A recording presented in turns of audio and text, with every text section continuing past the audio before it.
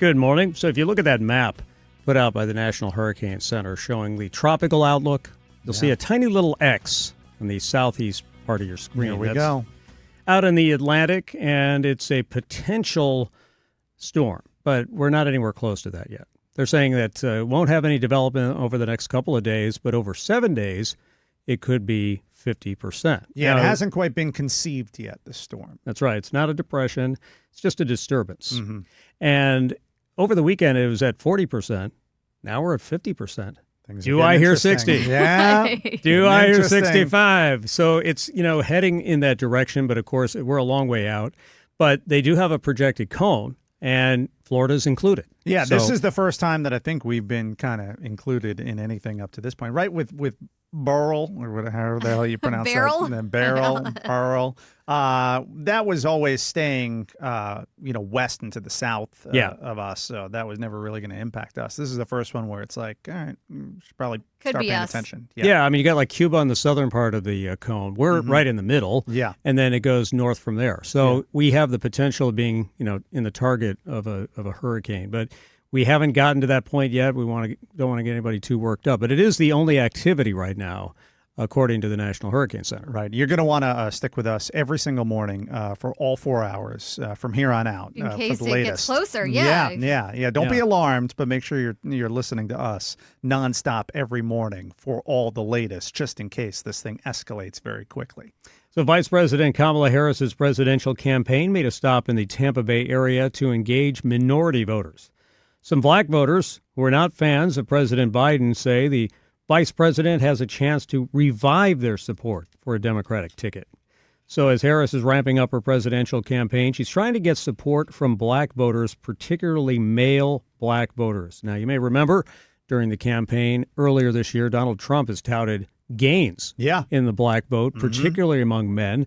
And obviously, Harris changes the dynamic of the race. Yeah. And we'll see if that affects how black voters make their decision this November. She raised $200 million in just 1 week, which is an astonishing number. 66% were first-time donors, and then 170,000 volunteers signing up to work the campaign in some way. I mean, that is a big mobilization. And then did you see the white women for Kamala Harris thing that broke Zoom? Well, there's white women for Kamala Harris. I think there's white men for Kamala Harris. There was like black men for Kamala Harris. Yeah, the white women one, though, there were 164,000 people that tried to log into this Zoom call all at the same time, and it caused issues. It broke Zoom. Because it's not about race at all. No. I'm waiting for white childless men 40 and over. That would be my category if they wanted to organize. Yeah, with the dog. Yeah, we're getting very specific. Childless cat women. Yeah. White women slightly over 40 with 2 kids who live in Riverview. You could do that call. I won't be on that one, actually. You could do the news anchors wearing a Tampa Bay Rays hat for Kamala call. A Rays hat that still has the sticker on it, Chris. It's been bothering me all morning. That's what the kids do. That's what the kids cool thing. These days. Yeah. That's right. Yeah. So you're like white, childless male, dog male. Yeah. Exactly. So, they're getting very specific with the demographics of the calls that they're having. Zoom is back. I mean, the stock for Zoom going up, right? Yeah. But look, the fact of the matter is, there's been a lot of excitement around the Harris campaign.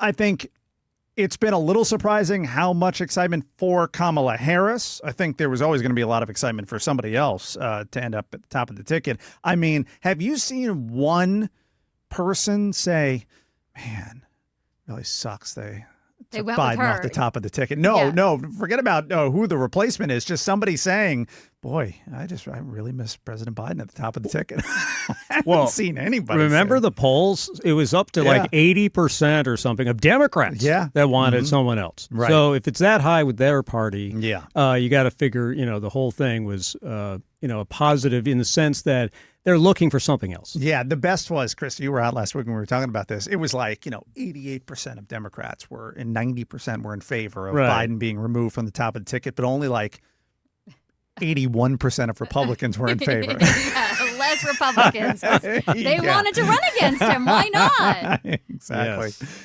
Yeah. So we're going to have a little bit more on Kamala Harris coming up in just a second, including how you can see her starting to distance herself in certain ways from the Biden administration and having to make some adjustments to some of her policy positions. Yeah, we'll see if she can keep this honeymoon period going. Yeah. Well, the one thing that she has going for, because the attacks are coming now, and they're going to be coming in fast and furious over the next few weeks, but then you've got the Democratic National Convention to kind of, so you've got the honeymoon period. You'll probably have a bit of a drop off, and then you've got that to kind of reboost the campaign for the home stretch. So it's interesting, the dynamics of how all of this worked, and the announcement of Biden withdrawing on the Sunday after the Republican National Convention. That certainly took a lot of wind out of the sails of Republicans coming off of what, was generally considered a pretty successful convention. But just the whole narrative and the news cycle changed overnight. Yeah, absolutely. And like I said, we'll see if that can continue. Yeah. The poll numbers, though, still showing a very tight race. Right, exactly. Several U.S. and even world lawmakers denouncing the 2024 Paris Olympics opening ceremony on Friday after drag queens and artists made a spectacle of the Leonardo da Vinci painting The Last Supper, which depicts the last meal Jesus had with his apostles. So among those complaining, House Speaker Mike Johnson of Louisiana, he said it's a war on faith and was a disgrace.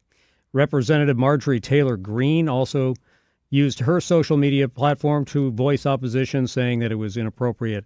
And even some leaders around the world who are in nations with a lot of Catholics and Christians were not happy with that display. I don't understand why the Last Supper or any kind of thing associated with that would be in an opening ceremony for the Olympics. Well, so now they're trying to say that this was not a depiction of the Last Supper. It's a depiction of an ancient Greek bacchanal. Oh, give me a break. Which is, a dinner with Greek gods and stuff like that. They're trying to change what it was and putting up a different painting of a different dinner to say that that's what it was representing. Yeah, they're saying it's like representing paganism rather than Christianity, which I think is nonsense. And that it was meant to unite people and bring people together. Oh, come on. How out of touch are they if they thought that was going to unite people? Are you kidding me? And here, I always like to do these little thought experiments. You know me. Would they have ever done anything like that depicted Muhammad or Islam in that kind of a way? Absolutely not. Never in a million years would they have done that. Never in a million years. And that, I think, tells you all you need to know. Like, there was just no reason for it. It's just weird. Like, the opening ceremony is pretty simple. I don't understand how you can screw this up. You got the flags, you got the athletes, maybe some light displays, some fireworks, something like that. Some celebrities. That's it. But they didn't do it that way. No. This was a completely different opening ceremony. I actually sat through and watched it. Oof. And I will say this, the Celine Dion performance was worth the wait. It was phenomenal. I didn't watch any of it. She was phenomenal. So she can still really sing. Yes, and that's a stiff person. That's what people wanted to know. When she came out, everybody's like, oh my gosh, can she even do this? Yeah.